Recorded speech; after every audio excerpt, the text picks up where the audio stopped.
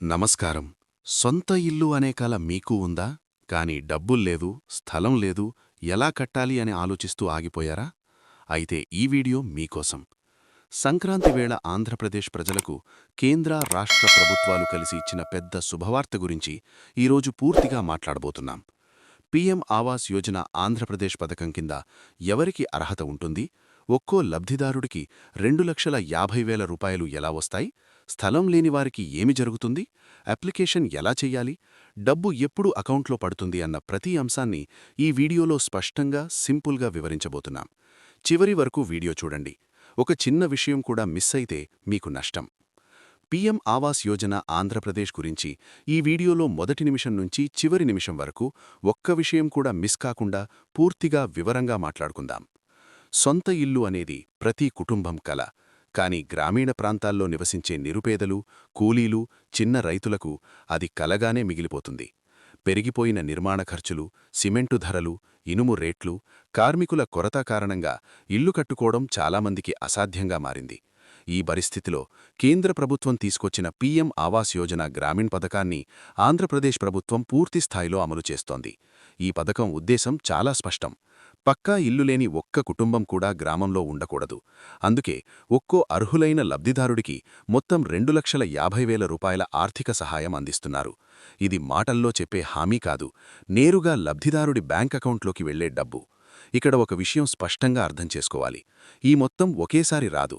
ఇంటి నిర్మాణ దశల ప్రకారం విడతలుగా వస్తుంది. మొదట పునాది వేయడానికి కొంత మొత్తం, తర్వాత గోడల నిర్మాణానికి మరొక విడత, చివరగా ఇంటి పూర్తి పనులకు చివరి విడత విడుదల చేస్తారు. ప్రతి దశలో అధికారులు వచ్చి పనులు జరిగాయా లేదా చెక్ చేసిన తర్వాతే డబ్బు విడుదలవుతుంది. అందుకే డబ్బు వచ్చిన వెంటనే వేరే అవసరాలకు వాడితే తరువాత పెద్ద సమస్య అవుతుంది.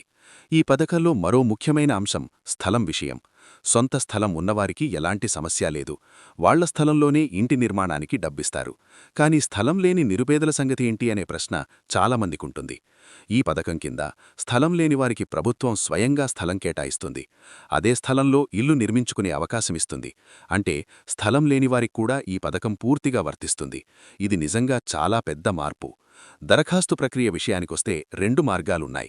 మొదటిది ఆఫ్లైన్ విధానం. మీ గ్రామ సచివాలయానికి వెళ్లాలి. అక్కడ ఇంజనీరింగ్ అసిస్టెంట్ లేదా హౌసింగ్ విభాగానికి సంబంధించిన అధికారిని సంప్రదించాలి. ఆధార్ కార్డు, రేషన్ కార్డు, ఉపాధి హామీ జాబ్ కార్డు, బ్యాంక్ అకౌంట్ వివరాలు, పాస్పోర్ట్ సైజ్ ఫోటోలు, స్థలం పత్రాలు ఉంటే అవి సమర్పించాలి. ఇవన్నీ ఇచ్చిన తర్వాత మీ వివరాలు ప్రభుత్వ రికార్డుల్లో నమోదవుతాయి. రెండోది ఆన్లైన్ విధానం. అధికారిక వెబ్సైట్లోకి వెళ్లి పేరు, చిరునామా, కుటుంబ వివరాలు, ఆదాయం వంటి సమాచారాన్ని నమోదు చేసి డాక్యుమెంట్లు అప్లోడ్ చేయాలి. అప్లికేషన్ పూర్తయిన తర్వాత ఒక రిజిస్ట్రేషన్ నెంబర్ వస్తుంది. అదే నెంబర్తో మీరు ఎప్పుడైనా మీ అప్లికేషన్ స్టేటస్ చెక్ చేసుకోవచ్చు. అప్లై చేశారంటే వెంటనే ఇల్లు వస్తుంది అని భావించకూడదు. అసలు కీలక దశ తర్వాతే మొదలవుతుంది. అధికారులు క్షేత్రస్థాయిలో మీ ఇంటికి వస్తారు. మీరు ప్రస్తుతం ఎలాంటి ఇంట్లో నివసిస్తున్నారు? పక్కా ఇల్లు ఉందా లేదా? కుటుంబ సభ్యుల సంఖ్య ఎంత? నిజంగా అర్హులేనా అనే విషయాలన్నీ పరిశీలిస్తారు. ఈ సర్వే చాలా కఠినంగా ఉంటుంది. అర్హత లేకపోతే ఎవరినీ వదిలిపెట్టరు.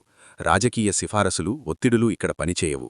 సర్వే పూర్తయిన తర్వాత మాత్రమే తుది లబ్ధిదారుల జాబితా తయారవుతుంది. ఆ జాబితాలో పేరుంటేనే ఇళ్లు మంజూరవుతుంది. ప్రస్తుతం ఆంధ్రప్రదేశ్ అంతటా వేల సంఖ్యలో దరఖాస్తులు వచ్చాయి. గ్రామస్థాయిలో సర్వేలు కొనసాగుతున్నాయి. ఈ సర్వే పూర్తయిన తర్వాత ఇళ్ల మంజూరు ప్రక్రియ వేగంగా మొదలయ్యే అవకాశముంది. సంక్రాంతి పండుగ సమయం కావడంతో ప్రభుత్వం దీనిని ప్రాధాన్యంగా తీసుకుంటోంది. మరో విషయం గుర్తుంచుకోవాలి. ఇది లోన్ కాదు, తిరిగి కట్టాల్సిన డబ్బు కాదు, పూర్తిగా ప్రభుత్వ సహాయం. కాబట్టి మీరు అర్హులైతే ఆలస్యం చేయకుండా మీ గ్రామ సచివాలయాన్ని సంప్రదించండి. డాక్యుమెంట్లు సిద్ధంగా పెట్టుకోండి. స్టేటస్ను తరచూ చెక్ చేయండి. మీ చుట్టూ అర్హులైన వారుంటే ఈ వీడియోను తప్పకుండా షేర్ చేయండి. ఇలాంటి ప్రభుత్వ పథకాలపై స్పష్టమైన, నమ్మకమైన అప్డేట్స్ కోసం మా ఛానల్ను సబ్స్క్రైబ్ చేయండి. వీడియో నచ్చితే లైక్ చేయండి. ఇంకో వీడియోతో మళ్ళీ కలుద్దాం. ధన్యవాదములు.